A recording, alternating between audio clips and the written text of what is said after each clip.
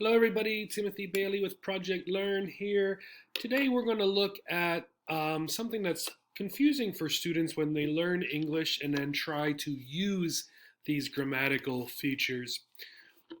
These are gerunds and infinitives, right? Gerunds and infinitives. And they're both related in one way or another to verbs, okay? Let's start with gerunds. Let's look at a sentence. I spaced the sentence out so we can see the words easily. I am writing a book. Okay, very simple sentence. I am writing a book. Right now in my daily life, this is what I'm working on. Well, the parts of speech, the first one is a pronoun. So I, remember, there's another video, go back and look for it on pronouns. So we, you, they, my. Okay, so I is a subject pronoun. Am is a be verb. Am is are, was, were. Writing is a verb with an ing, so it's a present continuous verb. A is an article, a and the. And book is just a regular common singular noun, okay, a noun. Now, for this one, right, let's look at another sentence. I like writing. Okay. We have the same pronoun, I. This time we have just a regular verb, okay, not a be verb and not a verb with ing, just a verb. And then here we have the gerund, okay. Now this looks the same as this one, but part of what's difficult for students is the issue of form and function. A lot of times if you look up a word, it'll tell you the form. This is a verb, right? Well, that's helpful at times and not helpful at other times because this word looks the same as this word. But if we look at the function where it is in the sentence, this is the spot for a noun. So even though this looks the same, this is sort of a noun. Well, a gerund then is a verb plus ing that functions, that acts like a noun. Okay? And that's because of the function where it is in the sentence. This spot is the noun spot here. In the same way, we might say, I like cats. This is a noun, right? This is easy for people to see. We know these kind of nouns, a cat, my pet, right? We also know hamburgers, right? The things I eat for lunch. These are very easy to see nouns. But this, keep in mind, a gerund is a verb with ing that acts like or functions as a noun. Okay, so in that case, these two, while they look the same, right, in form, are different in function, right, because of their place in the sentences.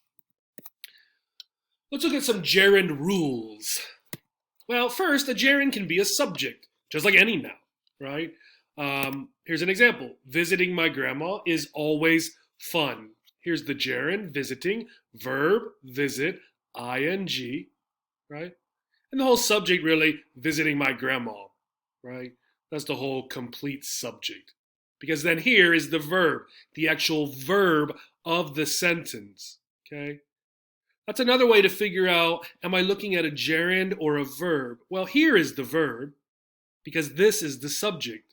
Subject is, and then sort of what we might say is the object right here. Okay, let's try another rule. A gerund can be an object. We just talked about that, just like any noun. I find studying math difficult. Here is the gerund, verb, ing, and here is the regular verb, right? So this is the object, the noun, right? And we would probably put these together, right? What is the object of the verb, right? Studying math really is the whole object. Another one, gerund should be used after prepositions. She is thinking about going to Ohio State University. Okay, here is our preposition, right? After prepositions, almost always we use the gerund, verb, ing. Okay, we don't say she is thinking about to go, to Ohio State University, right? About going, preposition, gerund, preposition, gerund. Let's try our infinitives. So another sentence. I like to write. Pronoun. Verb. What is to? Do you remember? To is a preposition. And write is a verb. Okay, write is a verb. An infinitive is a verb made from a preposition, to, always to, and the base verb, right? The base verb. Well, what does that mean? Let's look at an example. She wants to eat. Here's the infinitive, right? And this is the base verb. So when we're using infinitives, we do not say she wants to eats, right? No. We do not say she wants to eating. No. And we do not say the past tense, she wants to ate. The base form of the verb is what we might call the regular form of the verb, without any suffixes or any tense change. It's just the primary basic form of the verb. Write, eat, say, okay, go, be. Let's look at some rules. An infinitive is not usually the subject. To visit my grandma is always fun. This sounds very strange. Visiting my grandma is always fun, right? Keep that in mind. More than likely, 99 out of 100 times, if you're trying to create a subject with a verb, you're probably going to make it a gerund, right? Visiting my grandma is always fun. Studying in the evening is what I like to do, okay? Instead of using the infinitive. An infinitive can be an object, just like any noun. I want to go to the park. Infinitive, preposition, base form of go. Here's the verb, right? So what is the object of the verb? What do I want? To go, right? To go to the park. Infinitives are usually used after adjectives. It was awesome to see you. Here's the adjective. Infinitive, preposition, base verb. Awesome, adjective, to see you. Infinitive. One last one. Infinitives are used after specific verbs followed by nouns or pronouns referring to a person. Here's an example. Would you remind me to buy some apples? So here's the verb. We have a pronoun, me, referring to a person, me, right? And then we use an infinitive. So when we do this, we almost never say, would you remind me buying some apples, right?